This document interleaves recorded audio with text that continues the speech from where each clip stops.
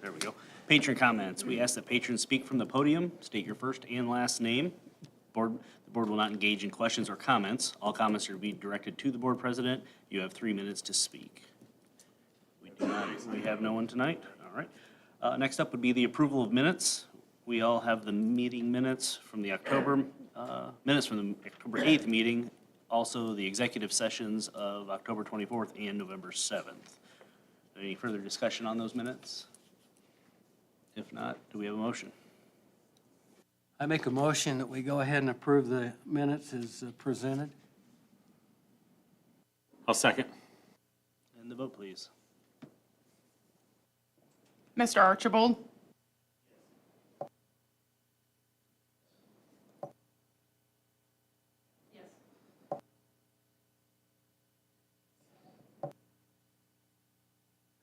Yes. Aye. Yes. Next, we have approval of claims. Any questions or comments regarding the claims? Do we have a motion? Make a motion, we approve the claims. I'll second that. And the vote, please. Mr. Archibald? Yes. Mr. Beard? Yes. Mrs. Boots? Yes. Mr. Caswell? Yes. Mrs. Maggart? Yes. Mr. Poor? Aye. Thank you. Motion carries 7-0. Next up, Dr. Wiedenhofer, personnel considerations. Board, in your packet, you do have personnel considerations for this evening, November 19th, 2024.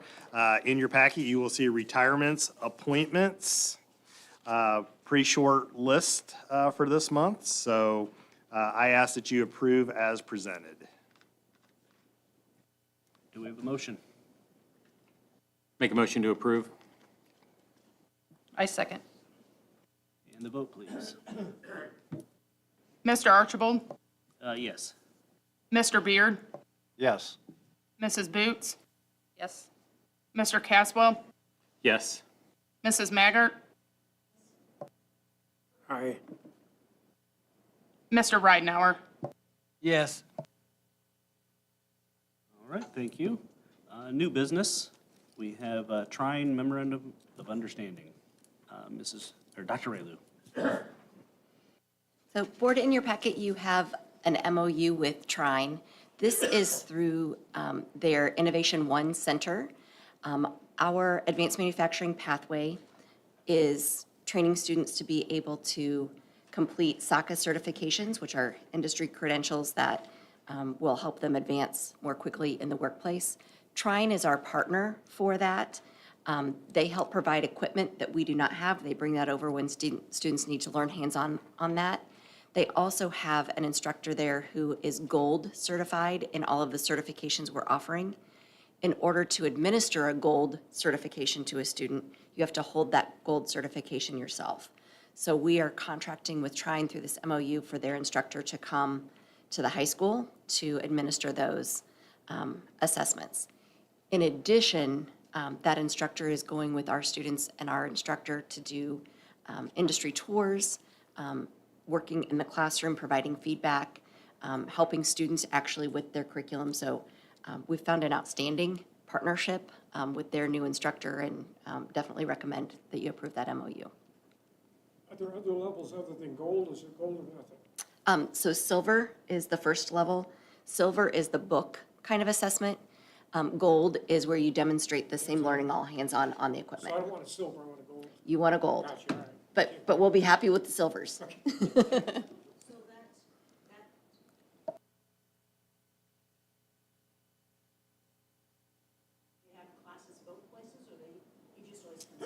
So he does have classes at Trine, but he is able to be at Angola High School in the afternoon when our classes are meeting, so he can be there anytime we need him. And he is also, and he will have to be supervised when he takes that by the Trine instructor.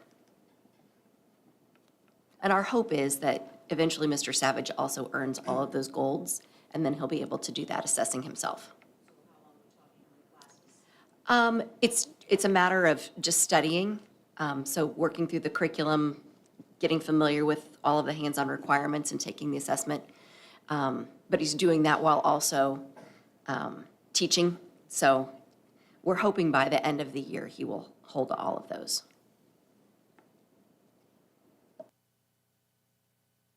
Do we have a motion? I move to approve the Trine MOU. I'll second. And the vote, please. Mr. Archibald?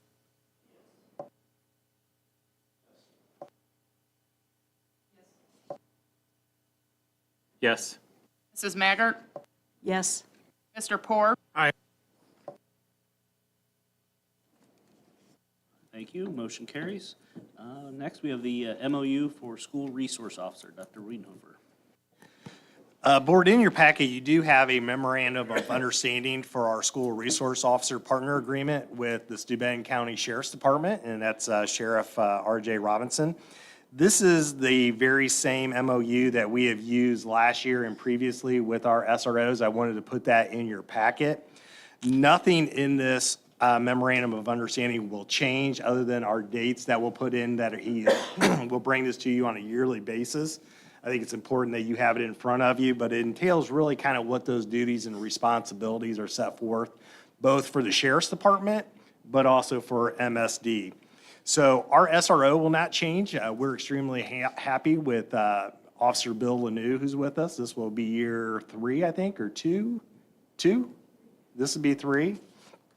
So we're excited. He's done a phenomenal job. He works well in all of our buildings.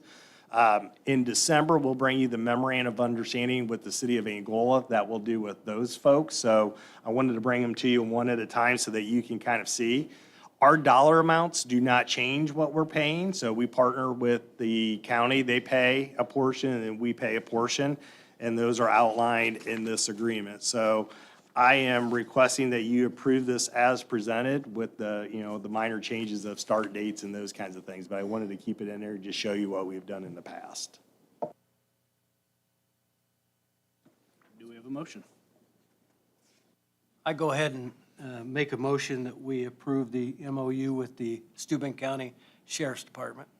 A second. And the vote, please. Mr. Archibald? Yes. Mr. Beard?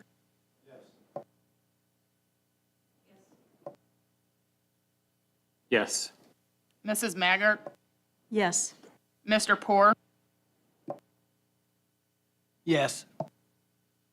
Thank you. Motion carries. Next up, Ms. Hubbard, the Year-Round Early Learning Center. Okay. Good evening. I'm Jamie Hubbard. I'm the director at the Early Learning Center. Tonight, I'm here to request 2 things from our board. As you know, the early childhood climate in Steuben County has drastically changed over the last 4 years. There are many centers that have closed, and there are many centers in our community currently that are facing closure as well.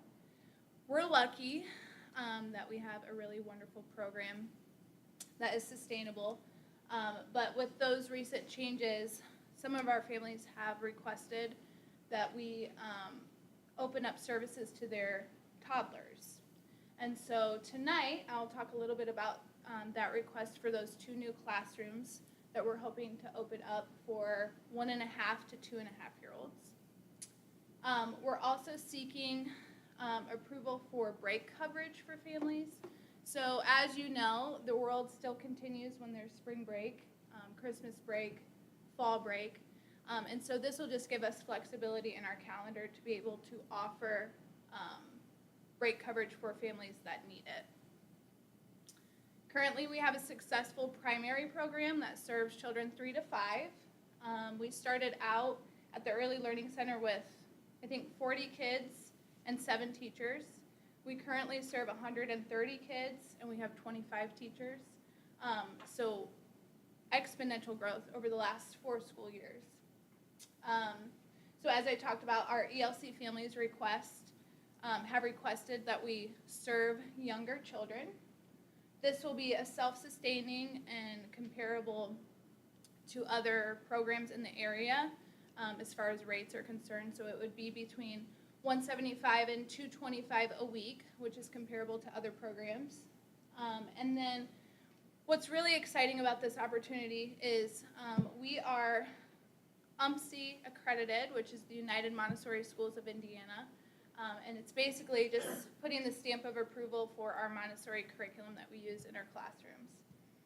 It's saying that our Montessori means something, and we would be the first pilot program for the state to operate a toddler classroom under our Montessori accreditation. So we're super excited about that. Does your facility have enough room for growth like that? We do, yes. So we currently have 2 open classrooms that we're utilizing for before and after care. So we would just kind of shift where we do before and after care to accommodate those classrooms. Yeah. Do you need special training for these people? You're gonna have younger students? We do. Yeah, we do. So we would be partnering, we've reached out to a couple other state agencies and other Montessori programs to see what training could be offered. There are lots of hybrid programs, so lots of things they can just do online or in person. So we're working with those agencies to ensure that we have the specific credentials for those teachers. We're looking at probably sending them to training or starting training February-ish, or there's summer courses as well, like I went through at Trine University, that we could send them to as well. Would any of these students be special needs and we would have to look into further training or something? So yeah, our about I would say 30% of the students we already serve have some form of IEP or developmental delay. So that kind of comes with the territory. Currently in early childhood, you can't really get a degree without having some sort of special education minor. So currently it's all kind of lumped into one because it's such a commonality. Are we turning away people now in the grade levels that we serve? In other words, are you still looking at a lottery system or whatever for those kids that we're currently serving? So our primary program right now, so our 3, 4, and 5-year-old classrooms are full. So we wouldn't be turning any children away. Those 5 classrooms that we have now would still remain operational. And so every year when those kindergartners cycle out, we get a new group of kids. And I think, Jamie, you have a waiting list. We do. Yeah, we do. We currently have a waiting list for our primary classrooms. And through our survey of parents, we already have these 2 classrooms full and ready to go with ELC families, and a wait list as well because they've told their friends and everybody else. So we haven't enrolled anybody, obviously, because we haven't opened those classrooms, but we have these kids and these families ready to go if you all approve our request. Mr. Reiner, are you asking to keep those 2 rooms, just take our big kids and we have a waiting list, fill those 2 rooms with those waiting list kids? That was the question Is that what I the question had. was? Oh, yeah, so you're talking about like our primary wait list. Right. We don't have enough of a primary wait list to be able to open up additional primary classrooms. Does that answer your question? I Yeah, think- sorry. Yes, yes, yep, yep. So we'd be able to have both, the younger ones and add to our 3, 4, and 5-year-olds? So yes, currently we would have 5 primary classrooms, and then with this proposal, we would open up an additional 2 classrooms that would serve toddlers. Right, but if we have more, that we have enough for a class. Yes. In the older ones, would we have the space to put We them don't currently have the space to do that, but this, having these 7 classrooms gives us a little bit of flexibility with your all approval to be able to match what the community needs. So if for whatever reason we would end up needing more primary classrooms, we could potentially shift those other slots elsewhere. Does that make sense? So instead of 2 to 5, 3 to 4 Yeah. for a little while. Yeah. To be able to shift the level of classes. Are you gonna be able to staff these teams? Yes, so we currently have staff that we've brought in now to give them, kind of get their feet wet in hopes that you all will approve this proposal. It gives them a little bit of an opportunity to see how the ELC works. That will also then create a vacuum for those positions that they're currently filling. So we're actively searching for more applicants as well. But yes, the fingers crossed that we'll have staff to be able to operate. Our proposed start date would be January 6, 2025, so within the next couple of months. But again, that's depending on if we have everything in place and ready to go. So you're looking at January to start this? Yes, yep.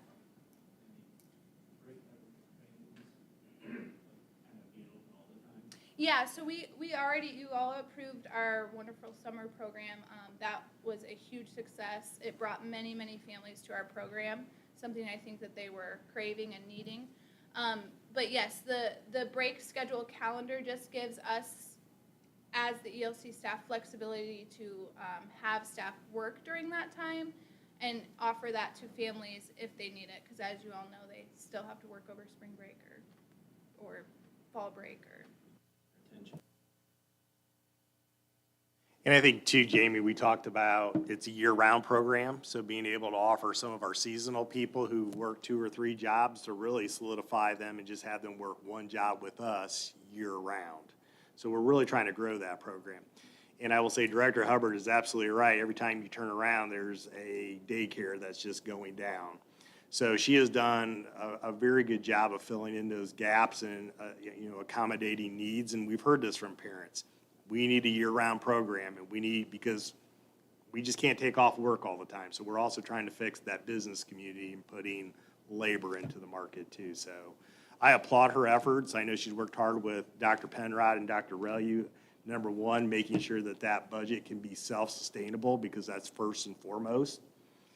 Because we do not have the funds in our ed fund to be able to help sustain that program. So it's got to be fully funded.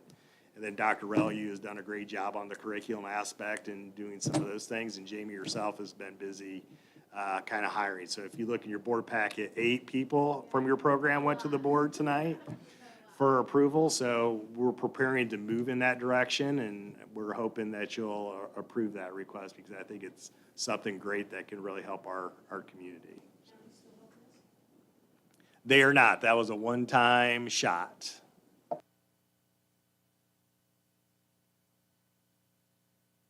I don't disagree, Mrs. Maggard. Any other questions?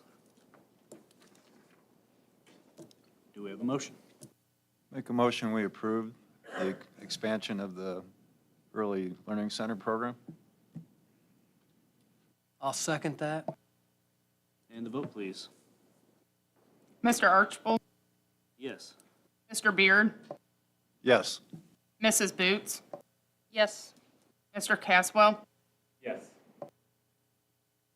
Yes. Mr. Poor, Yes. No. Dr.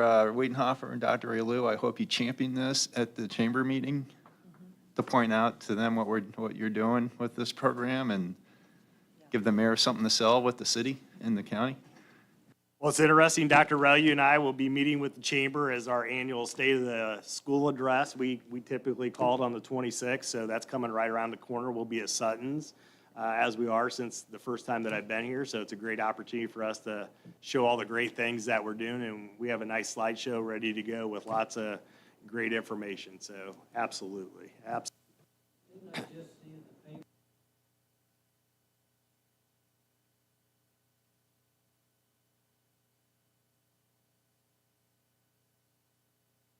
Yeah. But they aren't gonna give us anything. All right. Next up, drug-free Steuben, Mr. Wagner. Good evening. Again, I'm coming to you this year asking your permission to apply for the Drug-Free of Steuben County grant. Again, the money that we receive from this grant, we will put into Red Ribbon Weeks, guest speakers at the high school and middle school levels, continue to educate our students on the dangers of using drugs. We had a really powerful meeting today at the drug-free meeting. Alicia Johnson, who works with Bowen Health, her and I are going to collaborate after Thanksgiving break and look for more ways to get into our classrooms, talk to students about the dangers, really try to connect, because I think that's the piece, is you got to connect with the students for it to hit home. Again, the money from the grant will be used to provide resources to continue to hopefully bring down the drug use. There is a stat out that, the drug use is lower than what it was pre-pandemic, which is good, but we want to continue to drive those numbers down, especially up here in Steuben County. So with your permission, we'd like to apply for that grant, which would be a total of $5,000. Are we hitting elementary too? Yeah, they would be more of our Red Ribbon Week activities, programs, again, really trying to tailor it to age-appropriate guest speakers, things like that. Do we have a motion? I move yes, do the grant for the drug-free Steuben. Exactly. And the vote, please. Mr. Archibald? Yeah. Yes. Yes. Mr. Poor? Mr. Ridenhour? Yes. All right, motion carries. Thank you, Mr. Wagner. Next up would be the paraprofessional waiver. Dr. Relu. So, Board, we have had a waiver for paraprofessional requirements for the last few years. The Indiana Department of Education had applied for EdFlex waivers with the federal Department of Education. We were able to apply directly with DOE under that waiver previously. The federal requirement now says that all of those waivers must be board approved and they must come annually. So we've had this waiver in the past, but with the new requirement, we're asking for your approval to continue with this waiver. Any paraprofessionals that are working on our schools have to be highly qualified. Right now, highly qualified is 2 years of college experience, an associate's degree, a CDA, or having passed the Parapro assessment. We're asking to add additional requirements that kind of open our candidate pool. So people who have been working with us in that position for 1,000 hours, who have successful evaluations, or complete our locally designed training. Those are specific things around working with children at the age level where they would be working and training on the specific programs and resources that they would be using with students in their positions. That also covers our ELC staff with all of the training that they have to do to be qualified through the LEAD program, working with those children. So you'll see all of that detailed out in the memo in your packet, but I will need your approval annually for us to be able to continue with that waiver.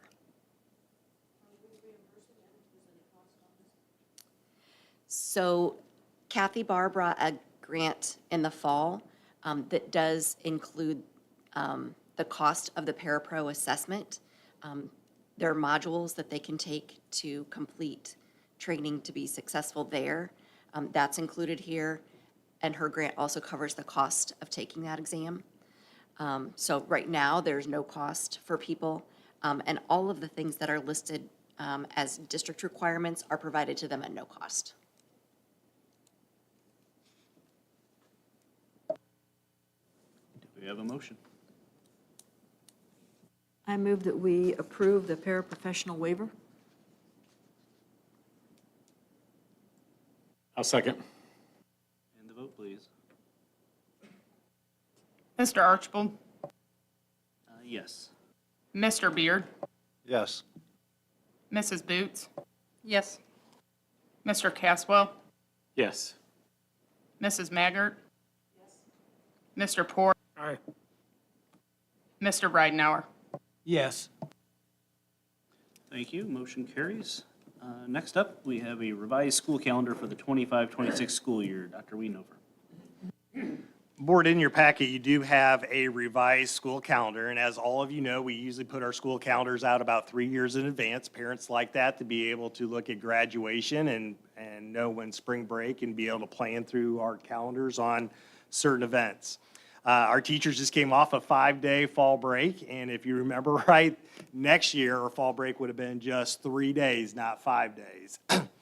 And it's always a difficult thing when you sit and have to come up with your calendar and put things away. What really kind of drives things, and I hear it from Dr. Relish, she goes, Doctor, we know it's always where Christmas is. Where's Christmas? Where's Christmas? And this year we were able to look at it because we had overwhelmingly, my email lit up like a Christmas tree because teachers said, we'd like you to consider a 5-day fall break. So we did that. We put out a survey to teachers and to staff, and we threw that out there just to get what they would like to do. Overwhelmingly, 71.3% of them, to be exact, were very much in favor of a 5-day fall break. With that, adding 2 days like that, you got to find your days and shift things around a little bit. What we usually try to do for first semester is keep 90 days, and second semester we try to do 90 there to get your 180. So we did a little bit of a shift. So in your packet, you do have your calendar. Last year, we would have started on the 7th. We backed it up a day. Teachers will come back the 4th and 5th. Students start on that Wednesday, the 6th, which works out very well. And then we had to finagle some days on second semester. Last student day will be on Thursday, May 21st, with the teachers coming back in on that Friday, the 22nd. And then Monday is Memorial Day. So that seems to kind of work out pretty good. And then right after Memorial Day, we go right into graduation. So the cabinet team worked well to kind of get the ebb and flow of kind of what this calendar looks like, and we're pretty happy with it, and I think teachers are as well. So we're bringing it to you as a revised calendar that we'd like to post on our website and get that out to parents pending your permission.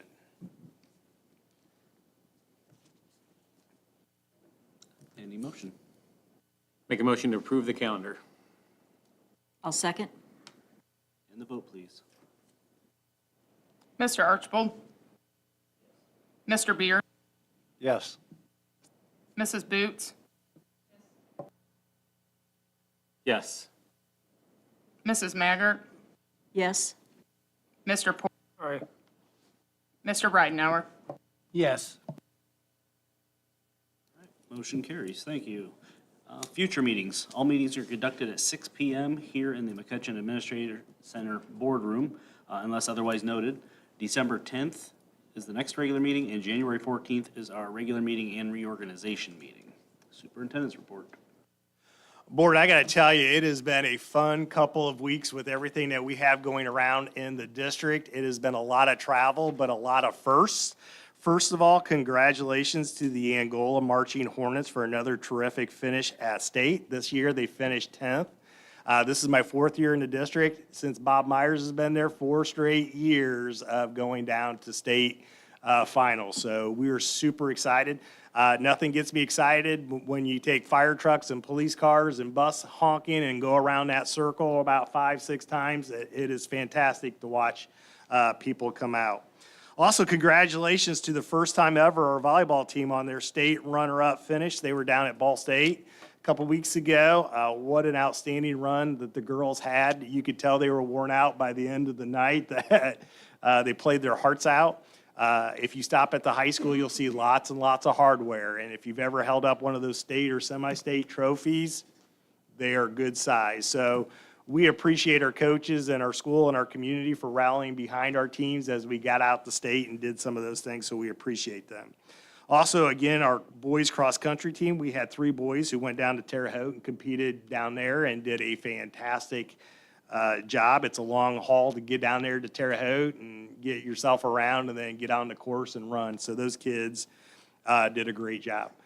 Just last week, we did have Memorial Day, so we want to thank all of our veterans who are in our community and across the state and our country on the wonderful things for serving our country. We certainly appreciate everything that they do.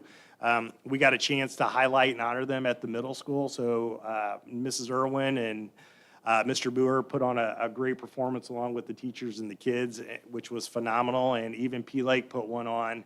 I had a chance to visit both of them, so outstanding things at our buildings just to recognize our veterans. Good luck. We do have a fall play coming up at Angola High School with our brand-new theater person, Miss Davison. She's putting on her very first performance, November 21st through the 23rd. It's entitled The One-Act Play That Goes Wrong. We look forward to seeing that. I know Dr. Aurelio is going to get to preview it tomorrow and see it during the day, so we're kind of excited to see kind of how that turns out. And then finally, with Christmas right around the corner, one of my favorite things, I know, but Christmas concerts are coming. The choir and the band have been busy doing their caroling and playing, and I know our little kids are getting ready for their performances. So one of the best times of the year. So I encourage you that if you have some time, get on our websites and check out when those are going on, because those kids do a phenomenal job. So that's all I have, Mr. President. Thank you. Board member communication. I just want to echo what Matt said, you know, I mean, it certainly has been a couple good weeks that we've had here, and some things that have taken 100 and some years to accomplish have finally started to come through, as we finally have sent a team down to the big stage in Indianapolis and ended up as runners-up. The thing that I wanted to bring up as far as that goes, I want to congratulate both the band and the cross-country runners and the volleyball team on their runs. We had a couple individual accomplishments down there that I don't think people understand the significance of it, but I think we had, and I don't think I'm going to be wrong with this, but I think we had our 4th Mental Attitude Award winner in school history. And I can remember as a boy, back before basketball was class, that the thing that I always dreamed of becoming besides a state champion was the Tressler Mental Attitude Award winner. And that's an award that's given out to not the best athlete, but the best person and the best student in that whole state tournament. And I think we need to congratulate that young lady. And also, I want to congratulate Leslie Lance on being honored by her volleyball team down at state and by the state tournament for her accomplishments as well. And it just makes me so proud to think that it's a great time to be a Hornet.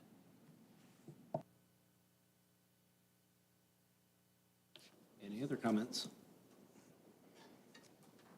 I just want to thank you, Miss Hubbard, for everything you've done with the ELC. I think it's gone beyond our expectations of success, and I'd like to see it keep growing and helping the community, especially with childcare being what it is all over the country. It's definitely needed, so thank you. All right, if there's nothing else before the board, do we have a motion to adjourn? Motion, we adjourn? I'm going to second that. And the vote, please. Mr. Archibald? Mr. Beard? Yes. Mrs. Boots? Yes. Mr. Caswell? Yes. Mrs. Maggart? Yes. Mr. Porter? All right. Mr. Ridenhour? Yes.